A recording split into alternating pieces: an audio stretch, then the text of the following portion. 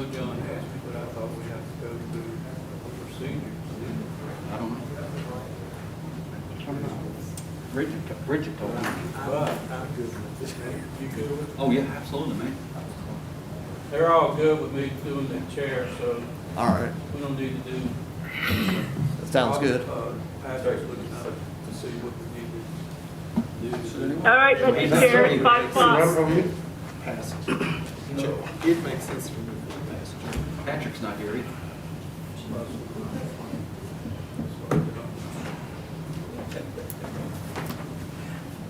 Anthony, how you doing? Good, Mr. Johnson. How are you, sir? Doing well, sir. Good to see I you. didn't know if I could remove my mask long enough to say hello. Good, Mr. Tuck. Good to see you, sir. Nobody? Nope.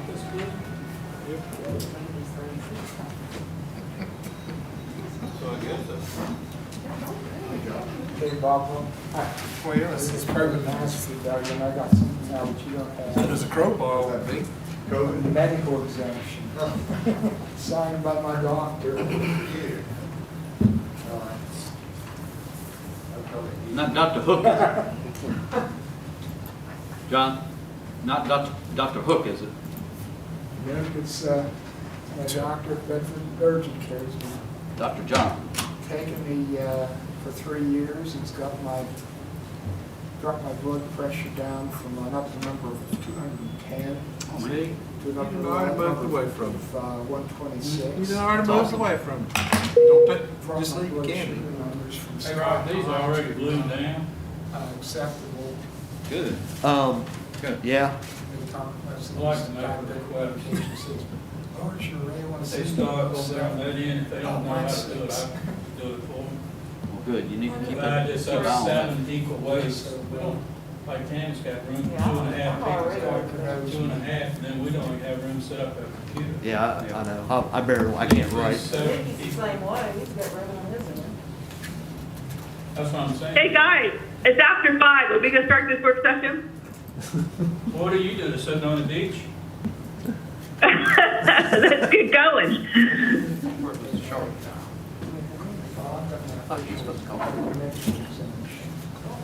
can't get over the Mr. shop. Sharp calling in? John, are you online? Yeah, I'm here.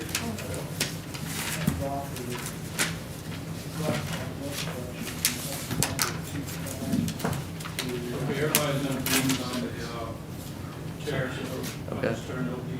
All right. All right, well, we'll go ahead and get this work session started. And the purpose of tonight's work session was to invite representatives of BriskNet to come to the board and really talk about where they are in terms of, really just provide update on their network and their status, what they're working on, what it is today and what it's going to be going forward. And, I imagine there'll be a pretty good question and answer that we may have between BriskNet and the board members and maybe even staff, just to gain information so we all understand where everybody is. And of course, we'll want to adjourn the work session no later than 6:30 so we can have a break before our 7 o'clock meeting. So I'm not exactly sure who's going to be taking the point person from BriskNet. Is it John? But anyways, I'll just turn the floor over to BriskNet, and we have your presentation up here, I think, if you want to go ahead and get started. Okay. Since we have 3 new board members, from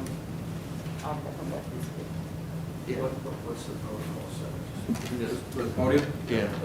Anyways, if everybody can just, we have a couple new board members who may not know everybody, if you can introduce your team. Yes, I guess everyone does know Anthony Smith, Blue Ridge Towers, the president of BriskNet, and then his partners, Radius Capital, Tom Watts, this gentleman to the left. I was going to say in the blue blazer, but they also both are wearing blue blazers, and Gopi Sundram as well. Both Tom and Gopi have extensive experience in wireless infrastructure development, both in the United States and in Europe. They've run a very successful organization, and we are financial partners with Anthony and BriskNet.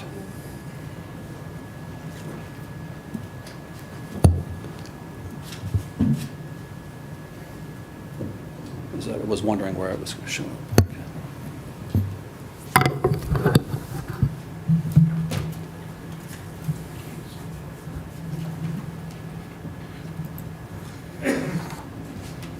How did you want this up on the screen? No, it's not, you can't see through this. Looking through 2 or 3 Just make it a full screen. Well, it's already here. It should be the same as this. There you go. That's good. All right, I'm gonna, So- there was a clicker up there and it's gone fully locked, so I'm sure. That's it. It'll come to in the meantime, I'll try that. All right. So this is the same or similar format to our last meeting, which was about the 14th, 15th of October, this particular template format. So I just wanted to begin with, to give you an overview of the number of towers and where they stand. Our last report, we had reported that Big Island Elementary, Montvale, Boonesboro, and Landfill were lit and sending a signal. Pull your mic just a little bit so you're there. Thank you. Can you hear me better? You can push it up. There you go. Better? Yep. So again, the first 5 sites per the last report on, I think it was the 16th of October, the towers were lit, meaning they were conducting signal, propagating a signal, and connected to the World Wide Web, i.e. they had backhaul. Since that date, we have lit McGee Road, Shady Grove, Hardy Collection, Moneta, and Huddleston as of November the 12th, when we successfully passed traffic over the internet via fiber backhaul.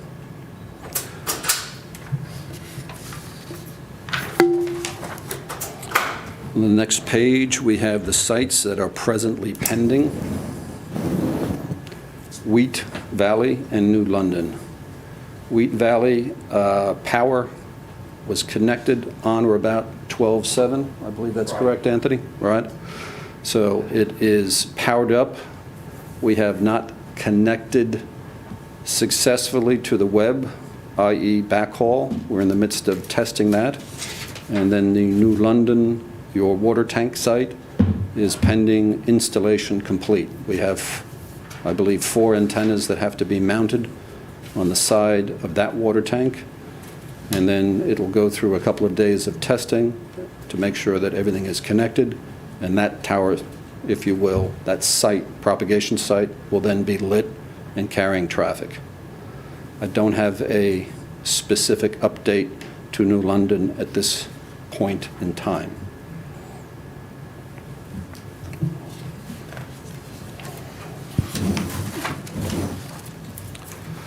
Next page is what we had presented last. This is a comprehensive picture, if you will, of the network as designed and installed.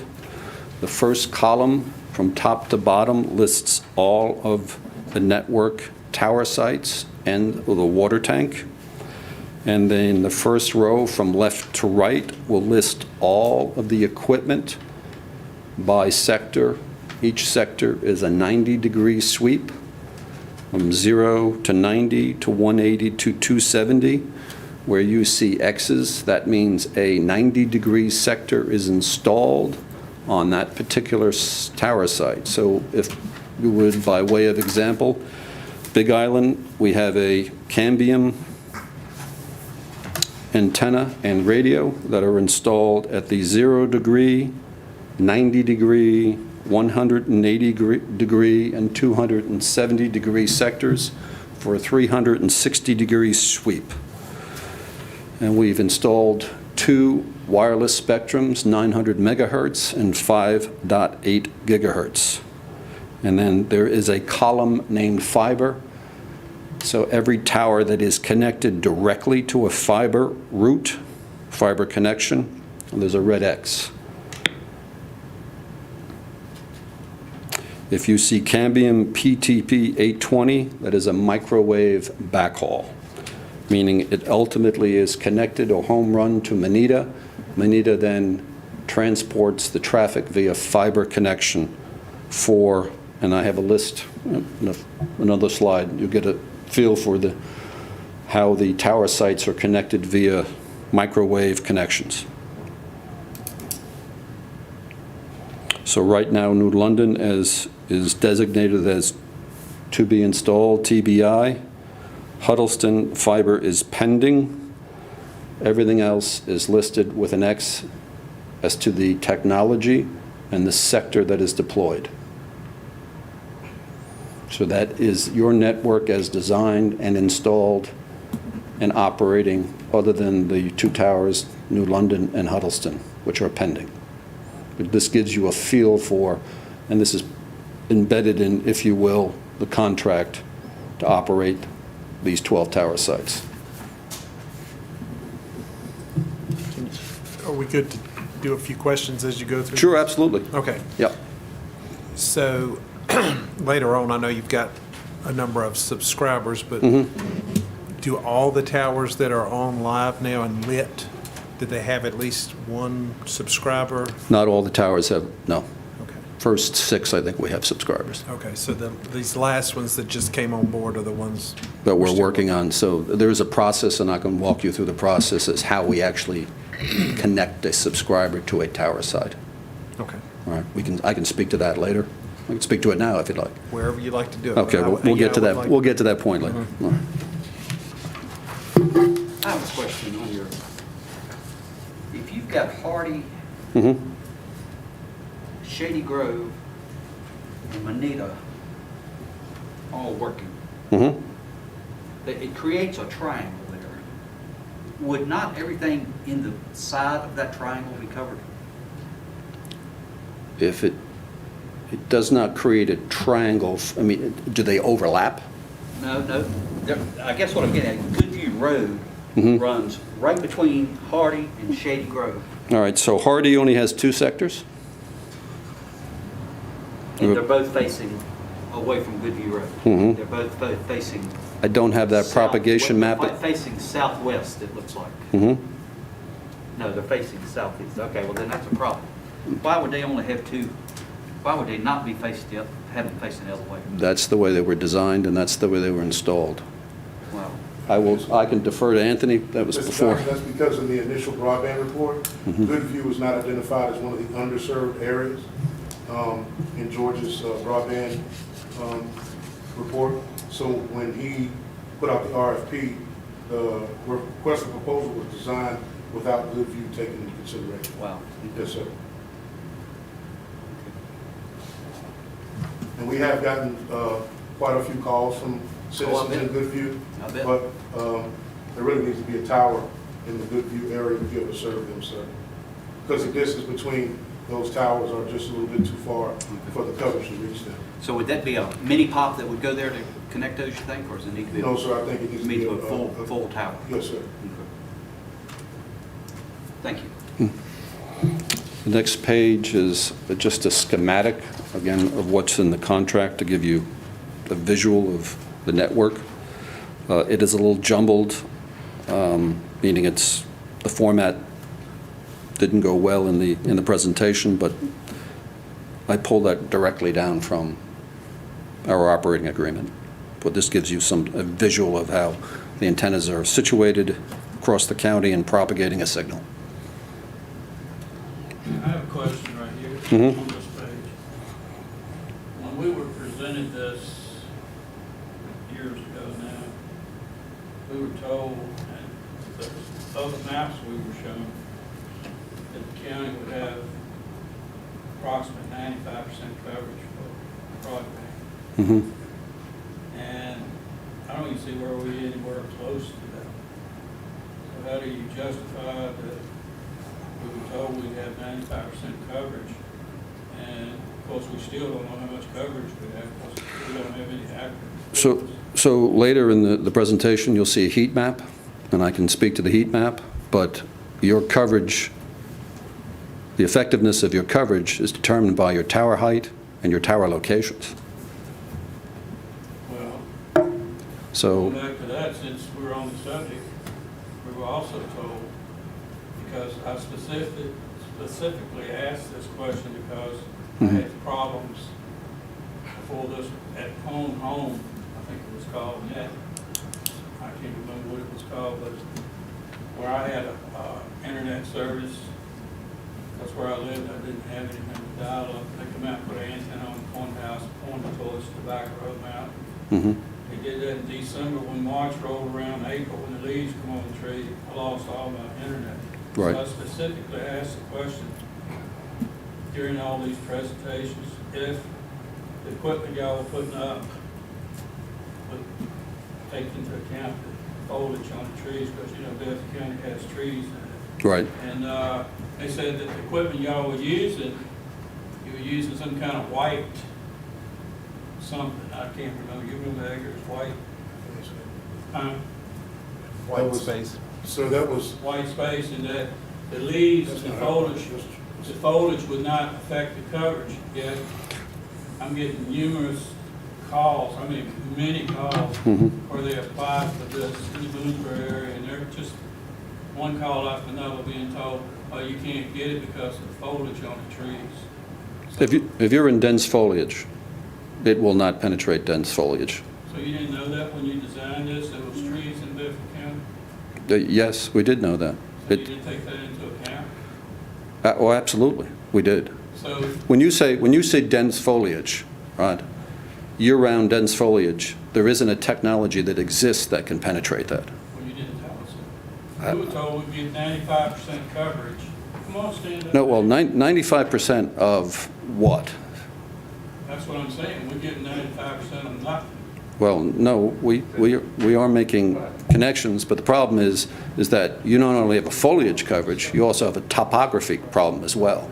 You can't penetrate dirt. Sure, but we were never informed of all this stuff. We thought we would spend $3 million. Anybody can come up with that. Yeah, sure. We thought we were spending $3 million+ for broadband for Bedford County with 95% coverage. Nobody ever sit us down and said, oh no, don't expect that, don't do this, don't do that. You're not going to get but 30% coverage. But we built your plan. We didn't build. It's not. You didn't design it. I was just going to comment, excuse me. I mean, Can you come up to the mic so that people? sure, I'd be happy to.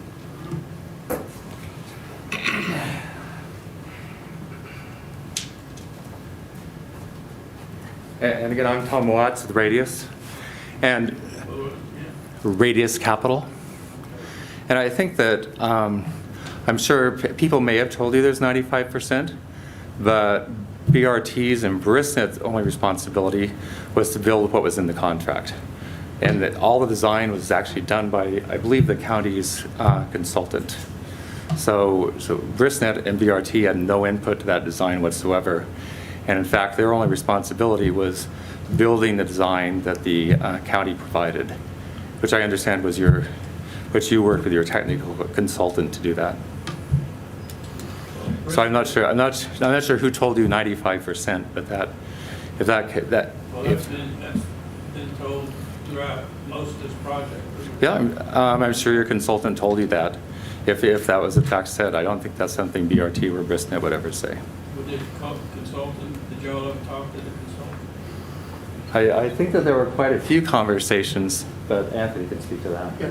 So if I may, the white space project that you talk about, Mr. Scott, is an adaptation project, which is separate from our project. That's the TV white space.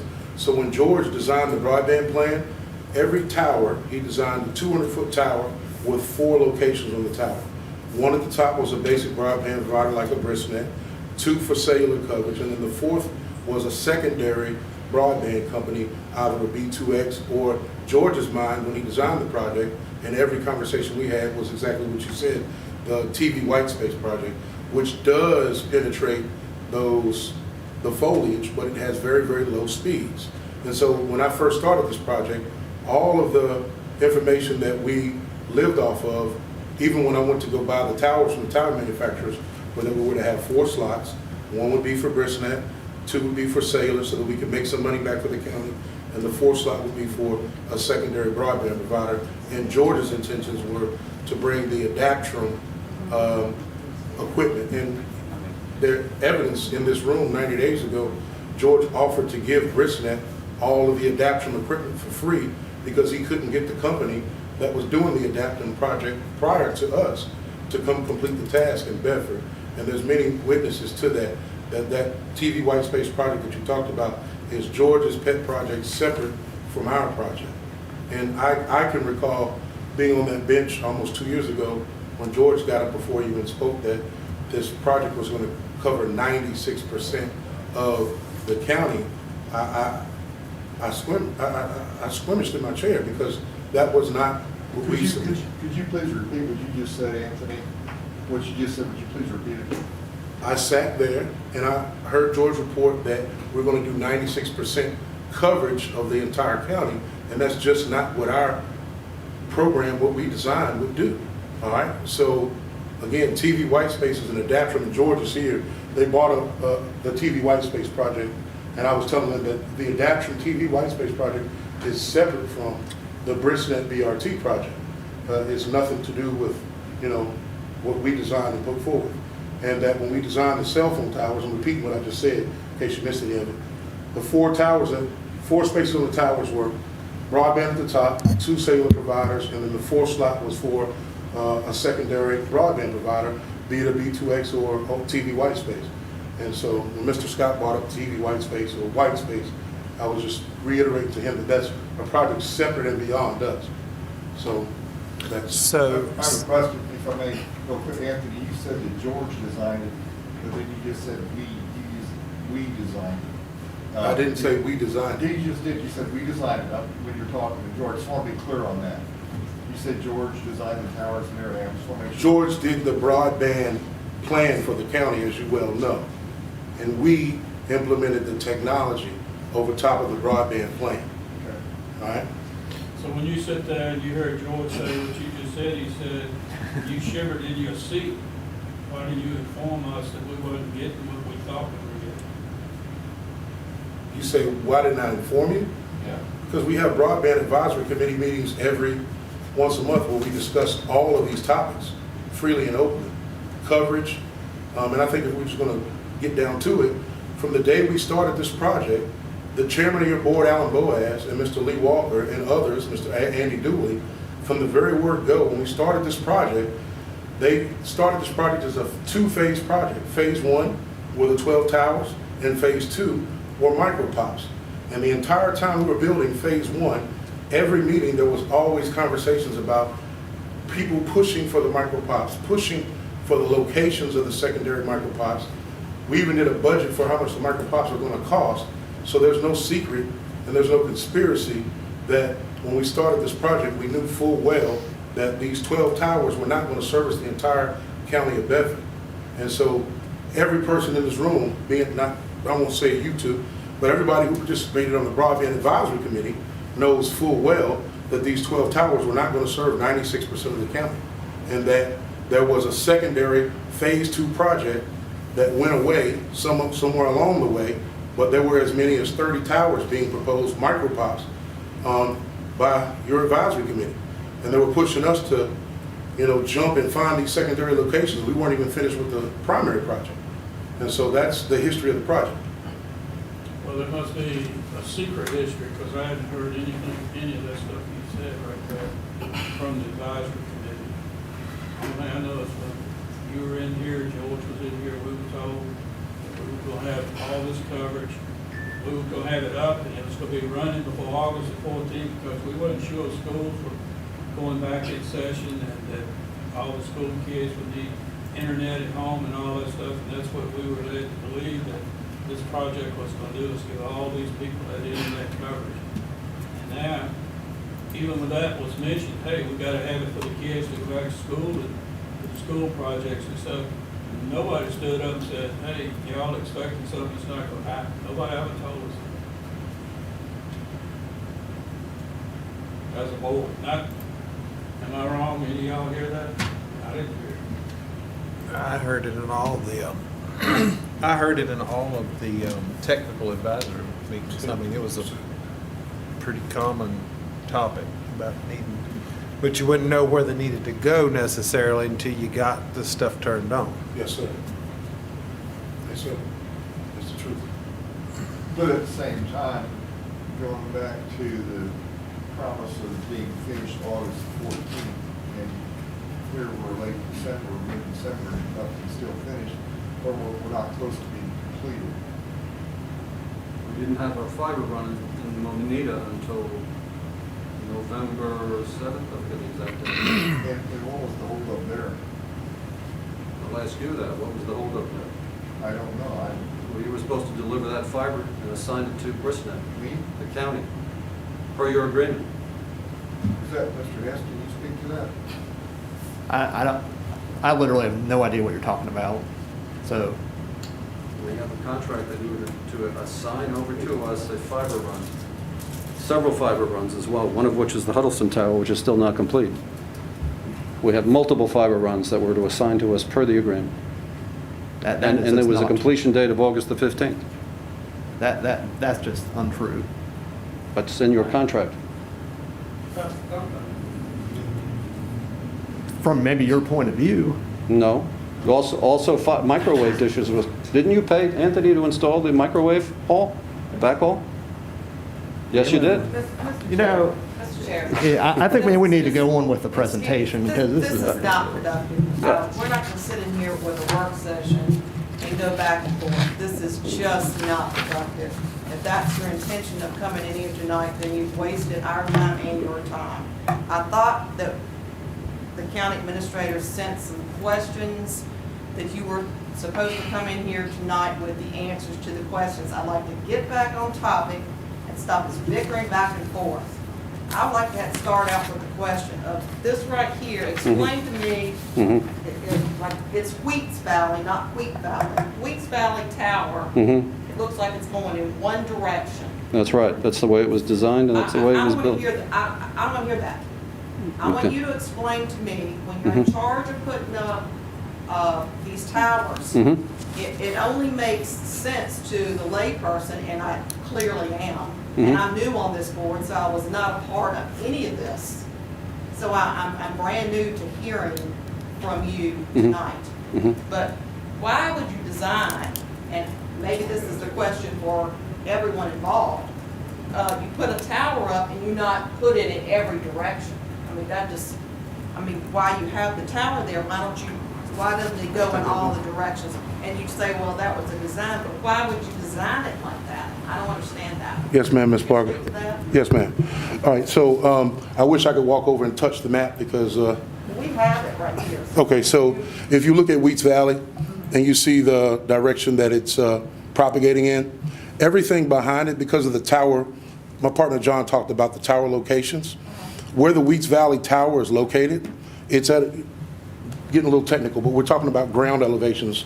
The mountaintop may be 1,000 feet, and the valley may be 50 feet. So if you look at Wheats Valley, where we're propagating, the reason why there's no antennas in any other direction is because the ground elevation of where the tower is 195 feet tall. If you look at the top of that tower, where our antennas are, everything behind us and around us is still mountains going up, so there's no way to propagate through the mountains. So there's no customers.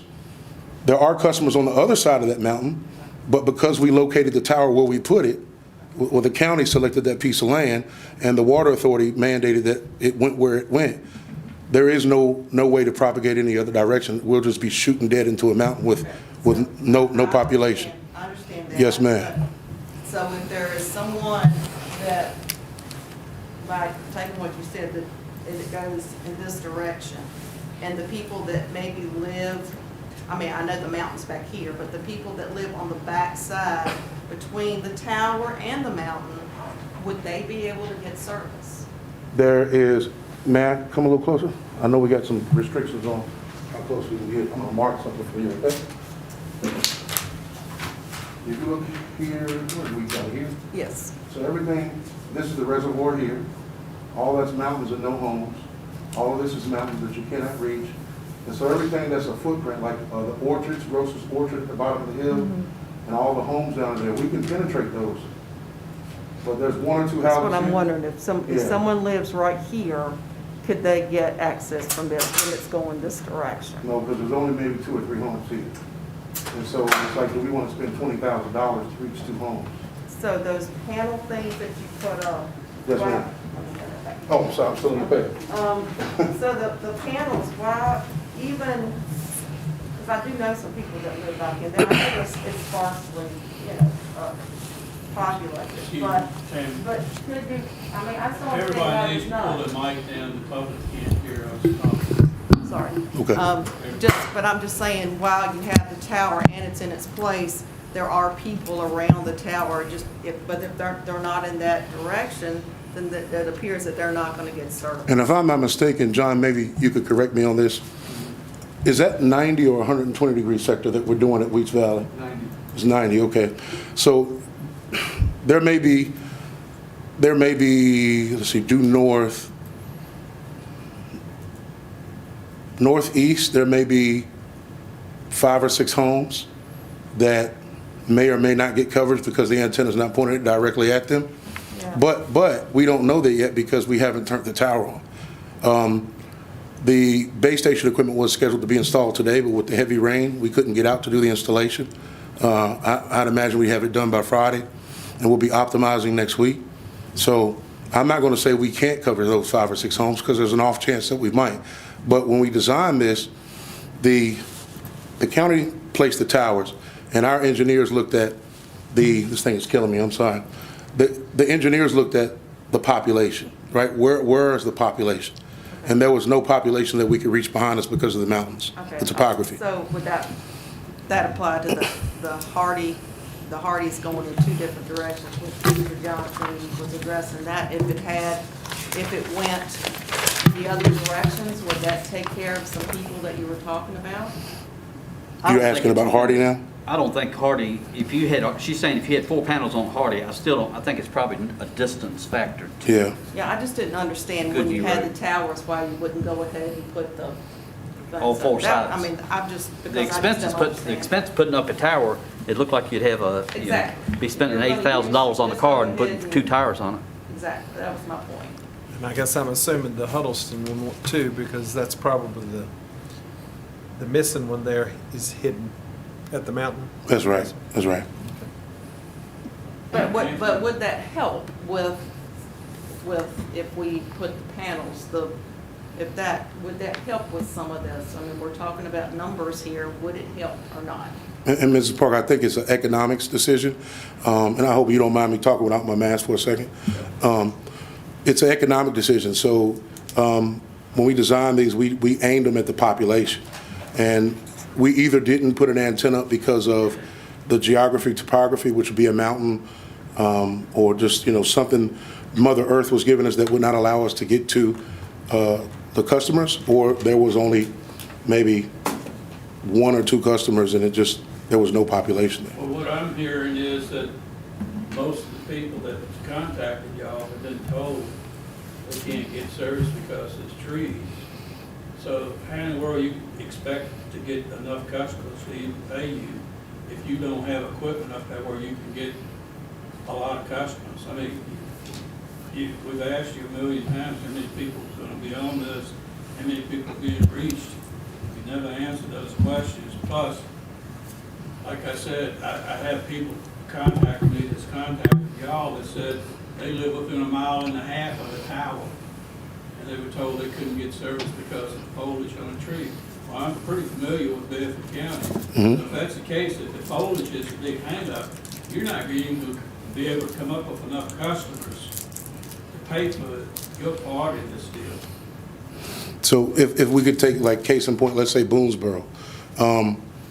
In Boonesboro, there is heavy foliage, and in addition to the heavy foliage, as you know,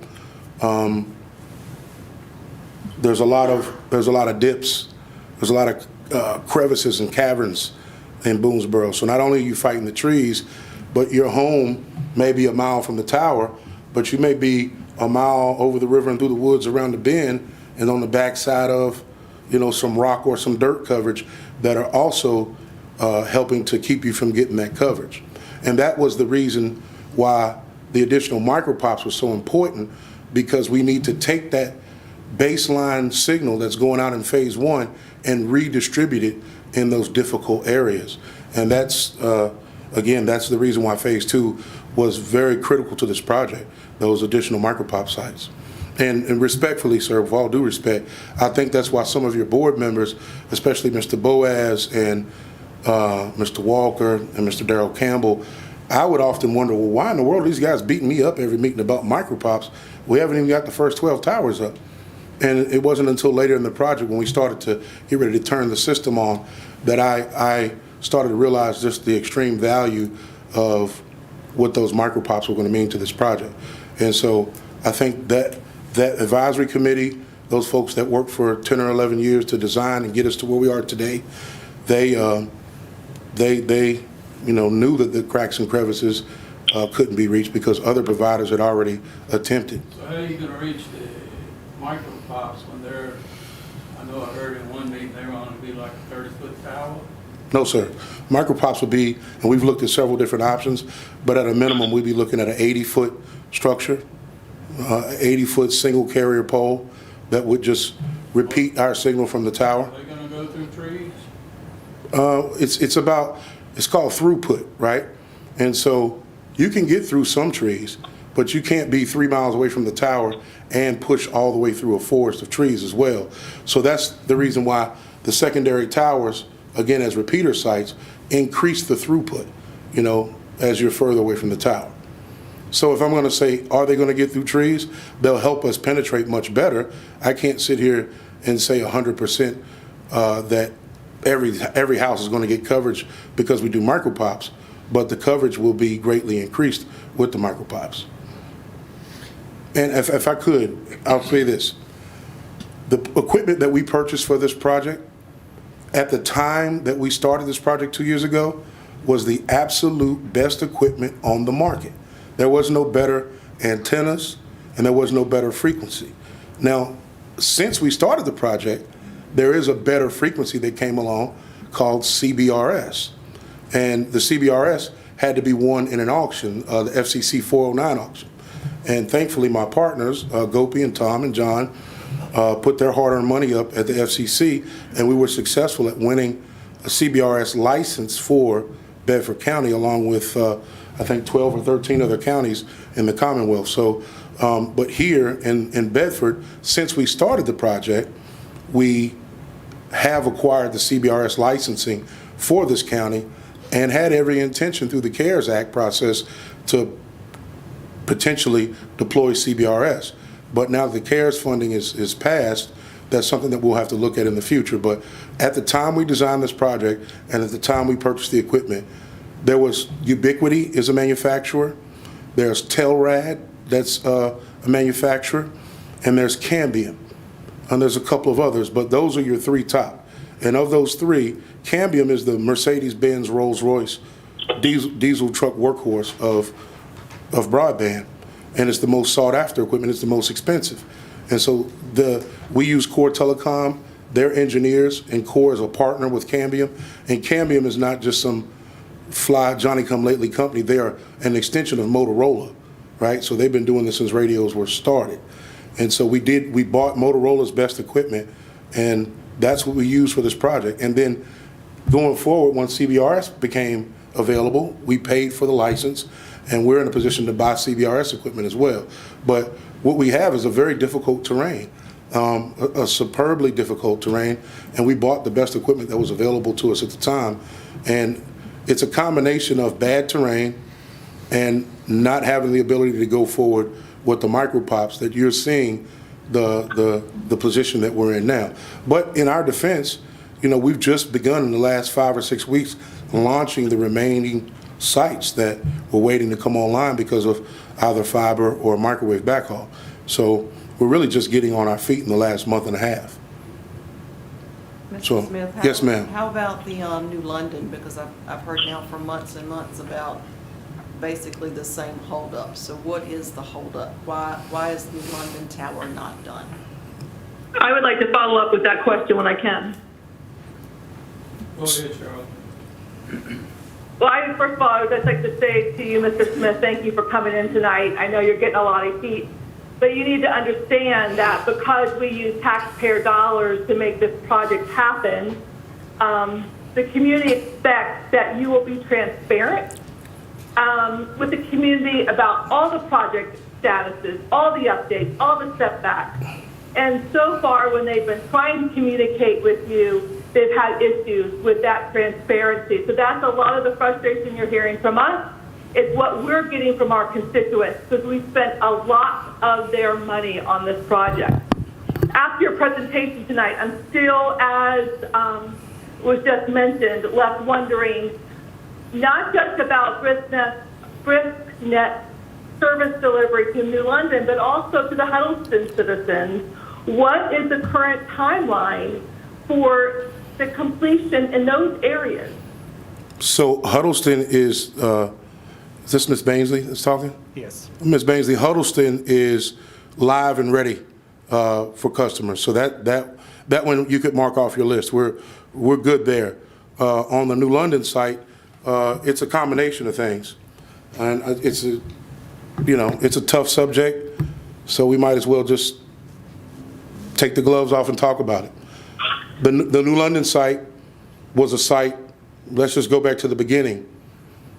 If you look at the New London water tank, there's a metal ring that goes around the top of that tower. That metal ring is for wireless carriers to co-locate on. We approached Brian Key on behalf of the county well over a year ago to co-locate and put our equipment on that water tank. Who's talking? I can't hear. Mr. Sharp. Oh, John, what was your question? I did not ask a question. Somebody said that there wasn't a ring on the top. I came in. Is that Patrick? So at the top of the New London water tank, there's co-location space where there are other wireless carriers presently co-located. B2X and, if I'm not mistaken, Verizon. We approached them at the county's direction to put our antennas on the water tank. We attempted to go where all the other wireless carriers were at. And about a month into the process, the Water Authority got cold feet, and then they threw out a number of $2,600, $2,400. At that time, we turned the negotiations over to Mr. Dooley, and I believe Mr. Tuck spoke with the Water Authority, if I'm not mistaken, or maybe it was Mr. Scott. Okay, you and Tommy went to talk to the Water Authority. In our contract with the county, we are $10 a month for the first year, $125, $250, and I think we max out at $400. So it's not economically feasible for us to pay $2,600 a month to go on the water tank. So the ball was left in the county's court to try to get a more favorable lease term with the Water Authority. That then turned into the Water Authority pulling back on McGee Road real estate deal that we were in the middle of and saying that they want to do a land swap. They wanted to do a land swap between the county and the Water Authority, and then that took several months. And so between Wheats Valley, McGee Road, and the water tank, the county and the Water Authority engaged in a bunch of negotiations that landed us with Wheats Valley successfully negotiated, McGee Road successfully negotiated, and then we were still stuck in February with no lease with the Water Authority. We all, Mr. Hiss, Mr. Tuck, George, myself, we all went over to the Water Authority and sat down and met and talked one-on-one about co-locating on the water tank. Where are we going to go? How much are we going to pay? Again, the Water Authority has a $2,400, $2,600 rental rate, which we were not going to pay $2,600 to go because B2X has been on that water tank for many years, and I think they have 36 customers. So at the end of the day, when there was a Hail Mary pass from us to say, well, if he won't let us go on top of the water tank where everybody else is, first question is, what's different about me that I can't go on the top of your water tank, right? Why can't I go up there at a decent rate? And I couldn't get, I couldn't get to that conclusion. So we had a separate meeting in June right here in this building with Mr. Hiss and with our attorneys, and things were at a standstill. And my partner, John, and I talked one night, and we talked about, well, you can do a magnet mount on a water tank, and we'll put the magnets on the water tank. And so we made that proposal in that meeting, and Brian reluctantly accepted. And when he reluctantly accepted, he put some stipulations on that installation. One of which was that we had to paint the water tank with a certain millimeter of paint behind every magnet mount. His requirements were 8 mils of paint. We hired a specialty crew that came out of Florida. They came to do their installs. And on the first day of installation, Mr. Key asked some questions, and our crew was uncomfortable with some of the things he was suggesting, and they stopped. They called me and they said, hey, listen, you need to work out something with this landlord, because what he's asking us to do is not in line with what we typically do. And so we stepped back, revisited it. We got an engineer that George suggested from CP Morris, engineer. We looked at what his name, Brian Key, suggested. And the very next week, we went back out and began painting squares on the water tank to mount the magnet mounts for the antennas. As we were painting, Brian came out and says, hey guys, I did some research. And the paint that you're putting on the water tank, in my opinion, is jeopardizing the structural integrity of the magnets. So now I want you to get a letter from your engineer that proves that the magnets will work with the additional paint. Now mind you, this is paint that he requested, and there was already enough paint on the water tank to substantiate the magnets. You're talking about this for some- Yes, sir. It's almost, I believe Brian Key should be here. Yeah, but I was asked the question, so I'm giving you facts that I've got for your emails and my emails. This is Brian Key. I'm here. Okay. I'm listening. Yeah, so, I didn't know you was online. good. So if I'd have lied, I'm sure he would have spoke up by now. No, you're out of line, but I'm letting you continue. All right. So the paint became an issue, and Brian asked for what's called a tension test. And all of us were scratching our head, well, what's this tension test? We had to scramble and find a scale and a weight and pull down and do a tension test on the magnet to suffice that the magnets would be okay with what Brian had stumbled across in the designs on the website. So we had to take care of that. And ever since then, again, after that, then there was another step. Brian wanted to add a safety cable. So ever since then, there's just been a step after a step after a step after a step. We had budgeted about $25,000 to $30,000 to do this installation on the water tank in our original budget. And we've got about $70,000, $50,000, $60,000. I'd say we got $46,000 worth of bills right now, and another $40,000 to go for what? To get 30 customers?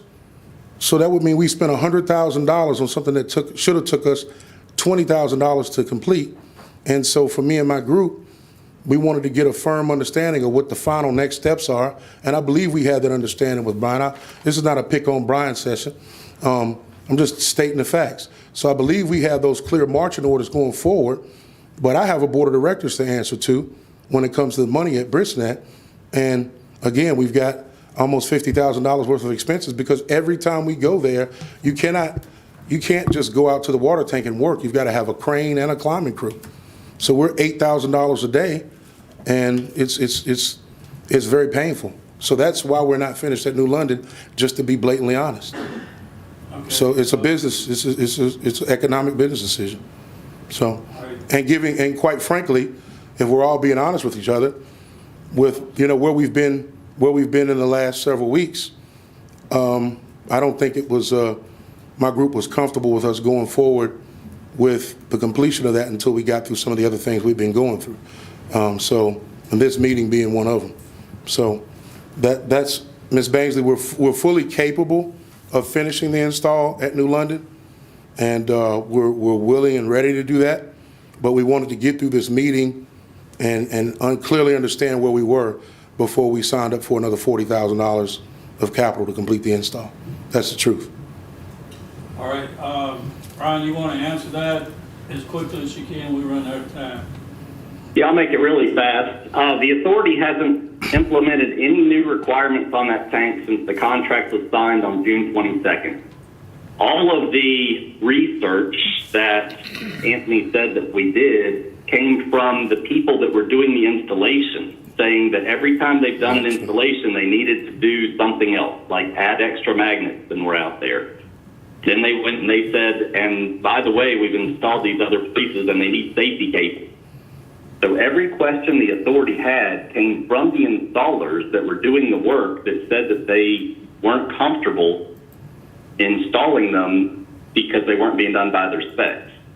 So I simply requested verification that what was being installed would be acceptable to Blue Ridge Tower's structural engineer, and they couldn't provide us with that documentation.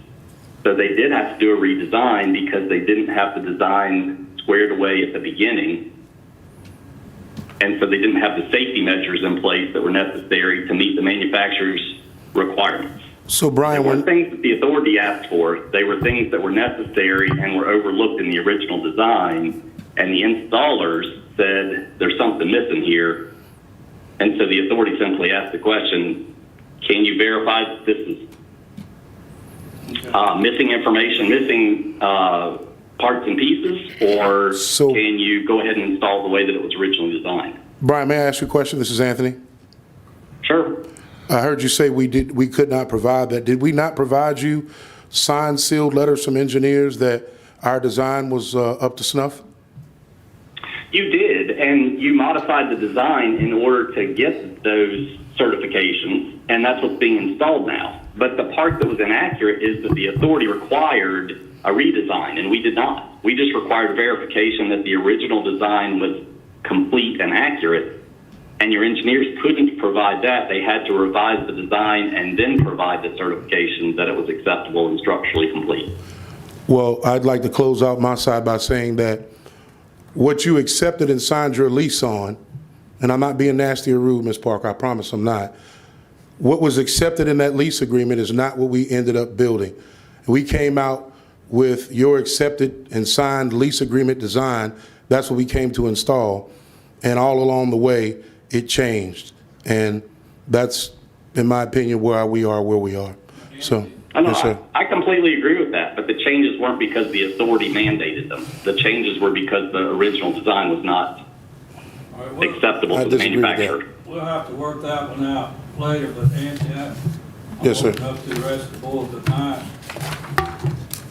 I was not on the broadband Advisory committee. A lot of stuff you said here tonight, I've never heard before. All I know is all along, well, I've been in meetings with you and others, and our goal was to get the broadband up and running. And, you know, first we were told in the last year when y'all made it public on the news media, everybody shook their head. Then why in the world are they saying that? And then it turned to April or something. Then it went gas for August the 14th, which we agreed on. And then when that came, you want to extend it again. But the county was had only authorized to spend $3.2 million or something like that on the whole system. And if we wasn't going to give the citizens what they thought they were going to get for that 3.2, and you weren't going to deliver on that because you had to have all those hot spots, why in all these meetings that we had that you didn't talk about phase 2? I never heard you mention phase 2. And in fact, when it came out, when y'all went to the news media a few weeks ago and said, oh, the towers are up, phase 1 is done, and then we're getting ready to go into phase 2. All through this project, if it is a phase 2, which I wasn't aware, I thought phase 1 with both of y'all, BrisNet and Blue Ridge Towers, working together to make this happen by August 14th.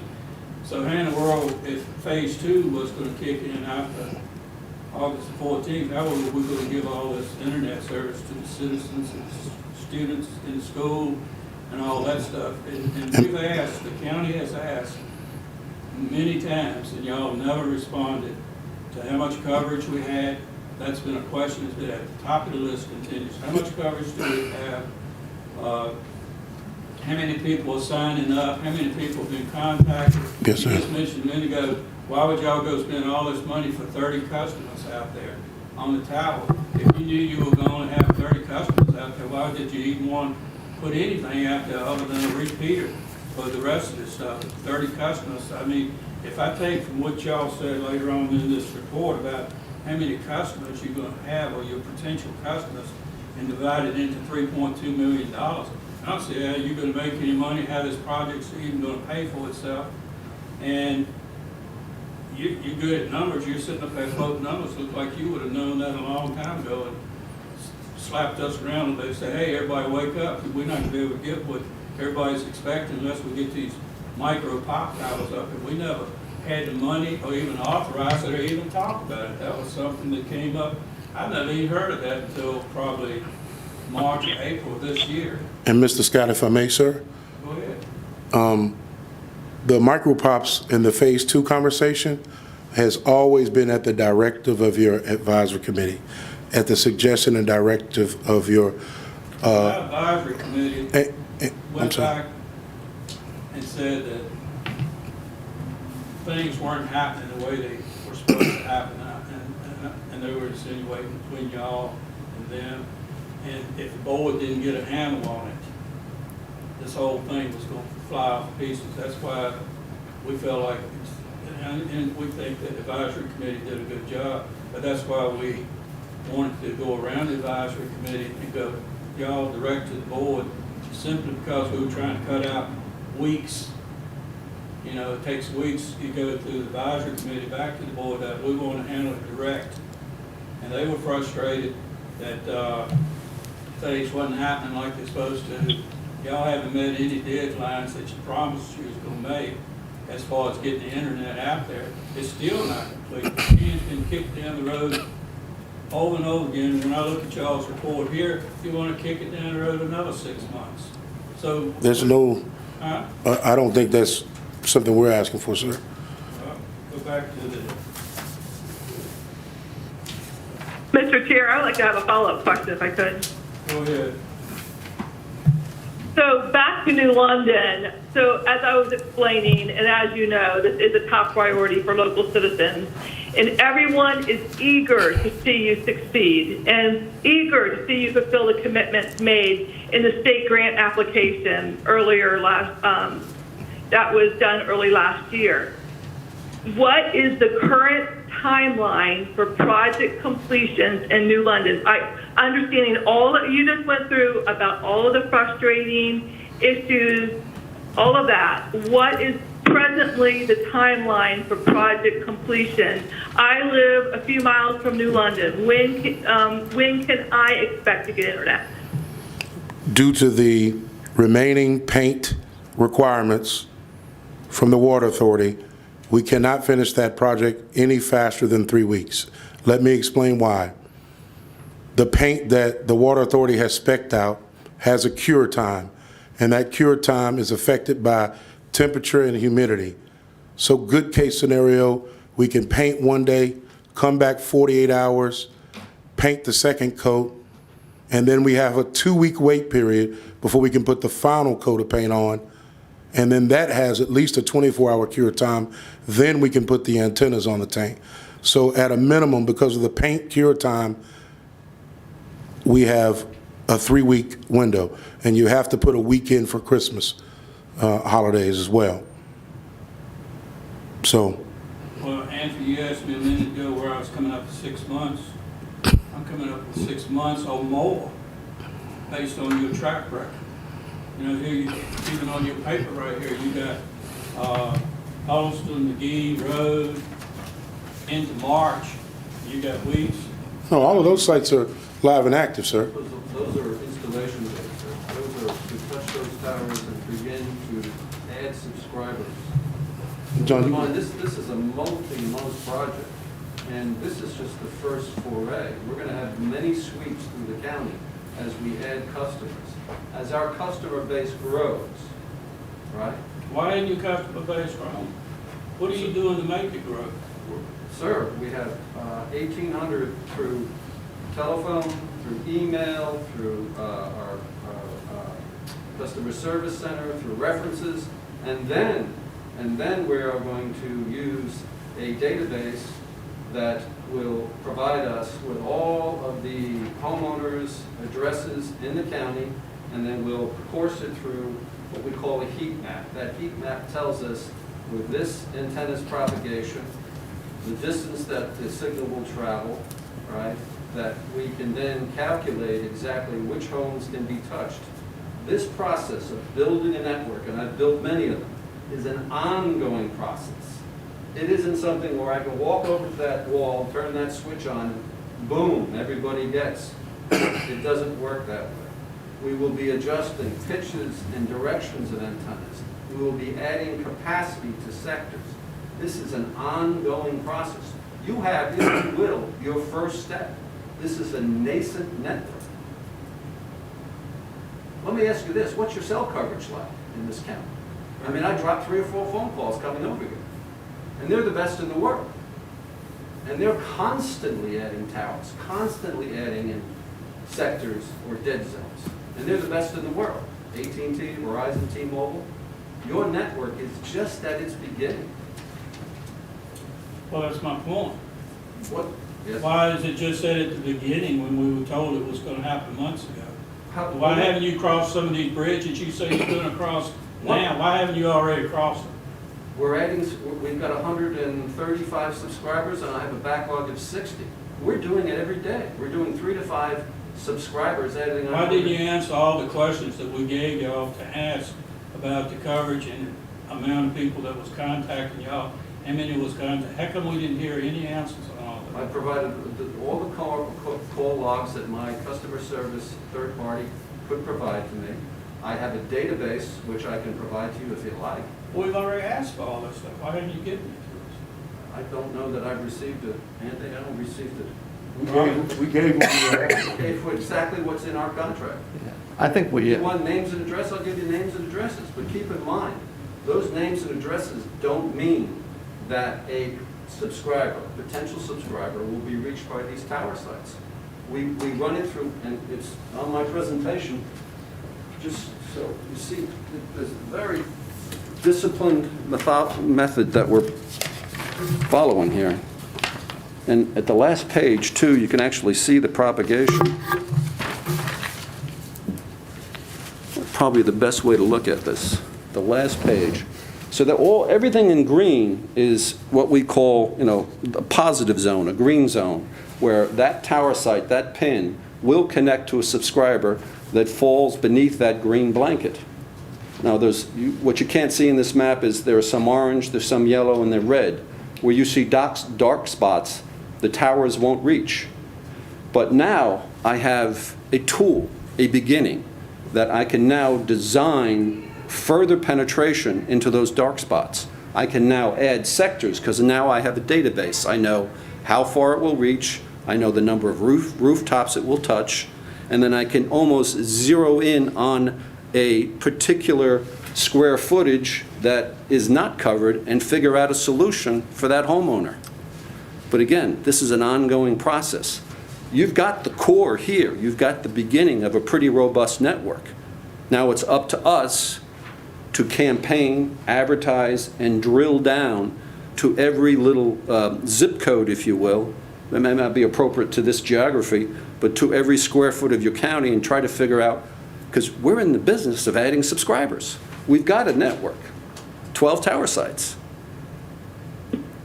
But it just, I think there's anxiety here that you think that, again, you can turn on a switch and boom, everybody gets covered. I'm thinking that because that's what we were told. I don't know how. And the anxiety also That's all, stems so. from not being completed August 14th. I mean, can you answer that question? We were originally told it was good. We were expecting it to. We were too. BrisNet was too. August 14th. But a fiber network was not delivered. By the way, section 5.4, page 6, specifically says the fiber will be conveyed to us. I'm not being rude, but that's what it says. Well, it is and that's how Mr. we Chairman. entered into this contract based upon that agreement. Mr. Chairman, may I just interrupt? This is, I'm all about history enough, but not tonight. I really don't care what's happened to get us here tonight. I know we've got 12 towers that are just about done. I want to know tomorrow, Yes, sir. what are we doing to onboard people? What are we doing to get their calls returned by your customer service area? What's the installation timetable look like? So I have an installation timetable on page Sorry. Well, I did have it in here. May have cut it off. I don't know which slide it is. I think it's the slide before this one. Is an No, installation. it's the one right before that, man. Before that, where no, that's the, yes, there it is. Yep. So Big Island Elementary, Boonesboro, Landfill, Montville, we're working on those right now. We have a database. Just pick one for me. So right now, Big I don't care which Island, one you pick. right? Just pick one, and then approximately, all right, the first one that went on, I guess, was what, Big Island? They all went on about the same time. Yes, sir. Paint that for me. So as what- far as how many subscribers do we have on that particular tower, and how are we I looking? I don't have to that move- data right with me. All right, so let's just say there are 21, 22 subscribers right now on that tower. So this is the process. We have to send out a crew with an antenna, literally an antenna in their hands. It's called a survey. And we take that antenna and we measure the distance from that antenna, which would be the approximate site where that antenna will be attached to a homeowner's home or somehow on his garage or somewhere in his property. And we we measure the signal strength. And assuming it's a green, i.e. it is a neg 65, meaning we have a connection at 65 or better, we have a subscription. We're able then to install the equipment and get the internet up and running. Now, that install can take, it depends upon how complicated it is, an hour, 2 hours. If it's a special, call it a problem installation where we got to get on a rooftop, we have to put a galvanized piece of pole in their backyard because something's obstructing it against the house. You know, it's a process, but that survey has to be done first. And then we dispatch a team. Once we schedule with the homeowner, hey, we're going to be at your door, ring your doorbell at 9 a.m. and install our equipment, put that antenna on their roof, wire it up, start up the router inside, and they've got internet connection. And how many of these can we do in a day? I can do anywhere from 3 to 5 in a day. And how many people do you have doing them? We have 3 crews, 1 survey crew, 2 install crews, and as we pick up steam, we're going to bring in outside crews or contract. So you can do 8 or 10 a day when you're optimal. Yes, sir. We So could. let's just say in Big Island Mhm. that you do your solicitations and so forth, and you get 100 interested folks. Yes, sir. Based on that, it's going to take you a few months just to bring that initial group on. True? True. Possibly, right? Okay. Mhm. But our And then if biggest you problem find- is If you find scheduling. there is a hole at the Big Island site where there's, I don't know, 25 homes out there that Mm-hmm. they can't get there, where perhaps a mini pop tower would be sufficient, Yes, sir. what would be your path forward on that? Is that something that So then you would do as a corporate decision? it would obviously be an economic decision, but more importantly, first, it'd be what we call an RF decision. We'd have to say what specific spectrum, what specific technology, and where would we put a repeater or another AP antenna point to service those additional 25 homes that communicates, call it, to the master macro tower, because that's where that signal's going to come from. So. That's somewhere Well, down the road. I was going to, That's that's somewhere- where I was getting, how That's- far down the road do you think that would Let's say be? it's 12 months or beyond. So if you find this hole that Supervisor Tuck's talking about, would you go ahead and finish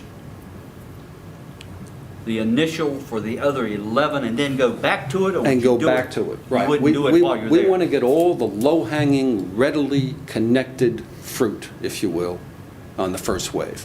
And then we want to go back and say, okay, those individuals that are in the yellow. Second wave. Second wave, they're in the orange or in the marginal, that we have to do, maybe we have to gain some height, i.e. we have to get 10 feet above their roof line. Well, there are ways of doing that. All right, and then we have to have some shared cost with the subscriber. Mr. Chairman, But it's methodic. It's not willy-nilly.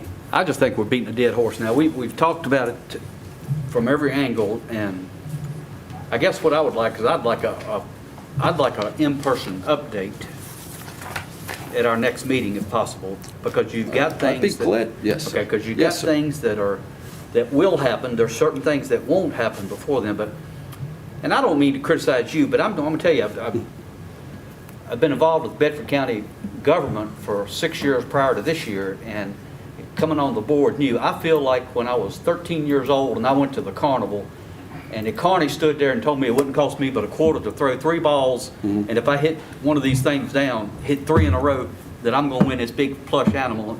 And after $50 later and him switching balls on me, I still hadn't got it. And that's kind of what I feel like we've done here with, only the difference here is, this is our taxpayer dollars that the carney's taking, and I want an end to it. I'd like for these children that are being homeschooled now and virtual learning to be able to do that without having to go to the library or use a hotspot or just do without, man. The more subscribers we have, the happier we are as investors. We're here to add subscribers. We're here to build a robust network. You have the beginning of a robust network.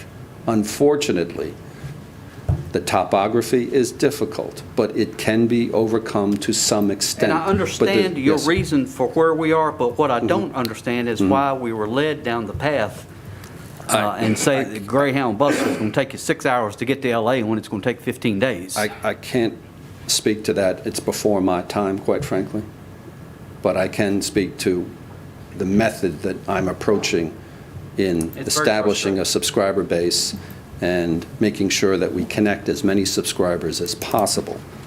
Now, again, Anthony had mentioned CBRS, which is another spectrum. That's another considerable investment we've made that we'd like to bring to the county. But we won't know where to deploy CBRS until we get this network as designed up and running. And then we can add more 900 megahertz capacity as well. Now, again, I'll refer to the green map. We use that EDX software it's considerably expensive, but it allows us to better predict who we can connect to and who we can't connect to. And for that matter, how those individuals who are not connected, we can ultimately find a solution for them. But it will take time. I heard someone else, was that you, John, that wanted to ask a question? John? It was. I was going to say, just had a couple of questions. On page 4 of your slide, it looks like you have, at the Wheat Valley Reservoir, 2 antennas. One at 180 degrees, one at 270 degrees. Yes, sir. Yet, in the network map, it only indicates 1. So I was trying to maybe understand the difference there. And then, in addition, on slide 8, looks like you pared down your potential 1,800 subscribers, eliminating some duplication and people outside the county. That yielded about 1,200 potential subscribers. But when I look at the number of households in Bedford County being over 31,000, 1,200 households is less than 4%. Exactly. We have a long way to go. We want those names. We will figure out a way to obtain the database of households by address, but the 1,800 is what we began with, i.e. we filled up a database with emails, phone calls, recommendations from county referrals. That's what we started with when we turned on, if you will, brought up we use a system called Sonar, which is used regularly in the rural broadband world to manage our subscriber base. And we populated Sonar with those first 1,800 names. We know there are many more potential subscribers, and we want access to them. Anybody else have any questions or comments? Chair, I have a couple. I guess one of the things that we receive, because we receive a lot of phone calls in the county administration office, and our deputy county administrator does a great job trying to answer them or direct them to BristNet. So I guess one thing, can you please talk about your current pricing strategy and your speeds and speed packages and so forth? Because I think they've kind of changed a little bit or evolved over the months. So can you please describe for the board what that is? I mean, I don't think we've had a lot of change. I just, We're taking down the high speed, right. all right, because that was, again, a Phase 2 endeavor, where we would eventually use CBRS spectrum to deliver the higher speeds. So we have a basic 10 and 2 and 25 and 3, right? And the basic is 64, 65, plus a router lease, and then the 25 is at 72 approximately. So you don't have, so you're not offering anything over what's considered broadband minimum of 25 megabytes? No, not right now. Again, that would be a later, once we have this baseline, then we can add capacity to the sectors, or for that matter, a better spectrum. But that's where our heads are in terms of future investment. All right. Any other I guess they're, okay, I won't go beat that horse too Well, much. That's another thing that we were misled on, you know. We were told that 25 megabytes are higher throughout this whole situation.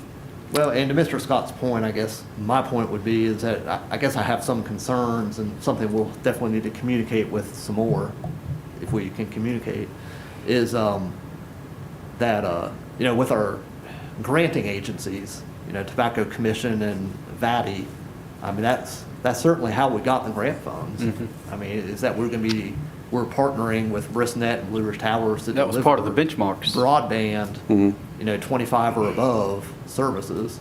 So we have the capability. So anyways, that's just something we're gonna have to work through, and it's a little concerning. We have the capability to deliver faster than 25.3 because we have a 5.8 frequency. But the majority of the customers that are They're on that are 900. coming on our network right now are coming on the 900 megahertz frequency. Because 5.8 is you have to be able to see the tower dead in the eye, and it's a short distance line of sight frequency. So the majority of the customers that are coming online right now are coming on the 900 megahertz band. And that's why, that's been our focus, is that 25.3 coverage right now. So is that, make sure I understand that, a short distance, it's only limited to the people that are within? So the two frequencies we offer right now, one is a 900 megahertz frequency and one is a 5.8. And 5.8 can give you a higher speed, higher quality coverage, but it is pure line of sight. If there's any tree obstructing, it's not going to pass through foliage. And But isn't that what we got the grant on? that's why we have two spectrums. Right. It's because of 900 megahertz. Any rural broadband provider in America, 900 megahertz is their backbone frequency because it will deliver at a minimum of 10.3. And it can do up to a 25. Right. You know, but very sparingly. I get that, but the 25 is what we got the Tobacco Commission. That's what the presentation was with them to get the grant. Well, I mean, At that's the what, time we did the VATI application, the baseline minimum for broadband was 10.2. Okay. And to Mr. Sharp's point, I heard him mention something a second ago about 31,000 households. Remember, the VATI application does not address all 31,000 homes in Bedford. It only deals with the homes that are in the footprint of the unserved, underserved targeted area. Do you know how many that was? You know, I don't want to be on record saying a fact that is not real, but I can email you tonight when I get home and let you know, because it's in the VATI grant application. But the 31,000 homes, rooftops in the total number of Bedford County is not what's in the VATI application. What's in the VATI application are 12 tower locations, and those tower locations were qualified and approved by VATI based on unserved or underserved rooftops. What kind of, Mr. Chairman, one more question. What could we expect to happen in 2 weeks? What kind of progress could we expect to see? In terms of subscribers, in terms of progress on New London, progress on Wheats Valley. So the New London is, once we figure out a schedule with the water authorities, within 3 weeks. As far as Wheats Valley is concerned, we have the installation of the base station. We have to complete that installation, and then, you know, I don't know what our results are today. I believe we had 8 surveys and 1 install. We track everything on a daily basis, so we know exactly how many installs are successful. We know we have a schedule for surveys based upon contacting the potential subscriber and making sure that they're home when we're there. So 3 to 5 installs on a daily basis. All right, Mr. Chairman, I don't know what the sense of the board is, but I'd like to have a follow-up. I'd like for them to come to our next meeting with an update. Suits me. What's the date of that meeting, Mr. Johnson? I think it'll be January 11th, Yes, sir. probably 5 o'clock, another work session type environment. Yeah. I guess if I can, just one other thing, final thing I had, just in terms of time, going forward, and it is part of our agreement and it's part of our grant agreement too, is that we do have to have some reporting metrics. And I know we've had some past conversations about that. We have a form and a kind of a template that we've put together in order to help make that happen. So we're going to need some cooperation from BristNet moving forward in terms of that reporting matrix and gathering that information. So then not only can we have it, and so the broadband authority can have that information so they can be more fully informed, but also so we have the information to report back to our granting agencies. And I think we've requested that a few times, but we definitely need some cooperation moving forward on that. Ms. Chair, just one more thing.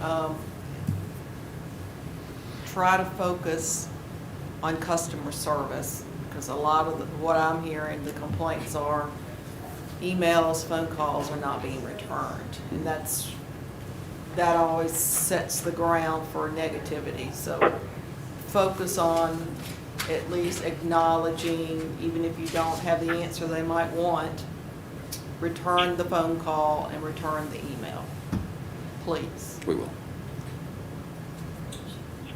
Okay, I guess that will end this work session. I will have one final word, and that is that I think I've been misled on a lot of stuff during this whole process. We were told things that was going to happen that didn't happen, dates that were going to happen that didn't happen.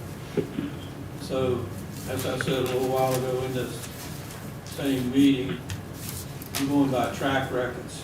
The track records, as far as this is concerned, are not very good, so somebody needs to ante up and prove some stuff.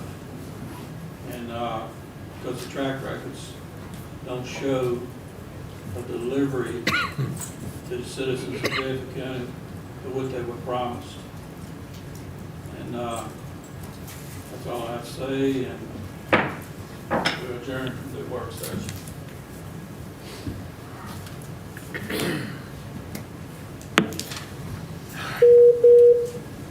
Oh, Mike.